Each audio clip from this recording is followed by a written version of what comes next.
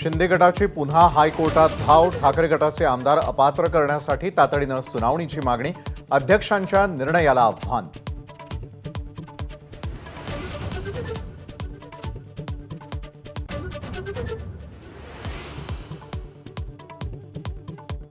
शिखर बँक घोटाळ्यामध्ये उपमुख्यमंत्री अजित पवारांच्या अडचणीत पुन्हा वाढ। 2 क्लोजर रिपोर्ट निषेध याचिकांवर 31 ऑगस्ट पासून एकत्रित सुनावणी।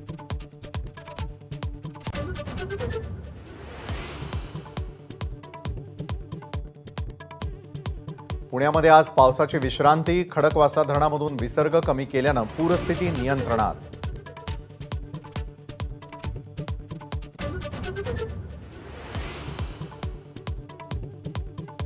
मुंबईमध्ये पहाटेपासून पावसाची विश्रांती। आज मुंबईतल्या शाळांना सुट्टी नाही। रेल्वे रस्ते वाहतूक तुर्तास सुरळीत।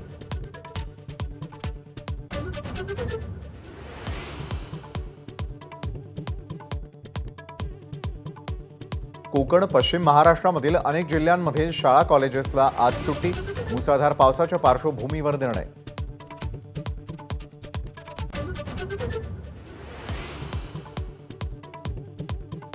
सांगली जिल्ह्यात कृष्णा आणि वारणा नदीला पूरस्थिती। कर्नाळ रस्ता पाण्याखाली। पलूस तालुक्यामधल्या काही गावांचा संपर्क तुटला। कोयना धरणामधून 20,000 क्युसेकने विसर्ग सुरूच।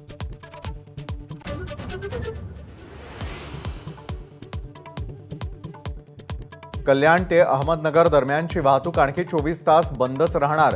रायते पुलावरचा रस्ता आणि संरक्षक लोखंडी जाळी गेली वाहून।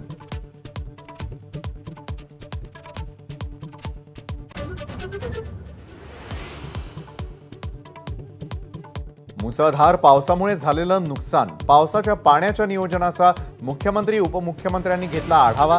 आज दुपारी मुख्यमंत्री नीती आयोगाच्या बैठकीसाठी दिल्लीला जाणार।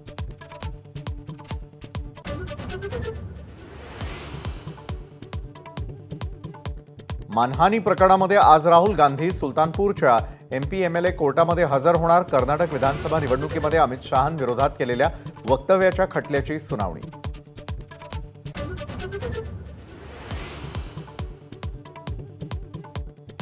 नाशिक संभाजीनगर सोलापुरामध्ये तातडीने कांद्याची महाबँक। मुख्यमंत्र्यांचे निर्देश। अणु ऊर्जेच्या माध्यमातून प्रक्रिया करत साठवणुकीची सोय।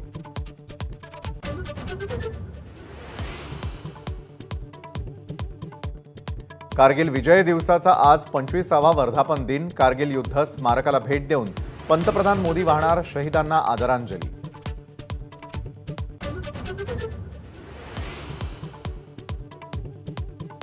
जागतिक क्रीडा महाकुंभाची नांदी। पॅरिस ऑलिम्पिकची आज सुरुवात।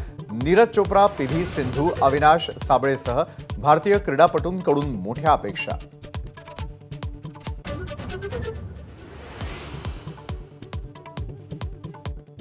गणेशोत्सवाला कोकणात जाणाऱ्यांसाठी पश्चिम रेल्वेचा दिलासा। कोकण रेल्वे मार्गावर आणखी 6 विशेष गाड्या। रविवारपासून आरक्षण।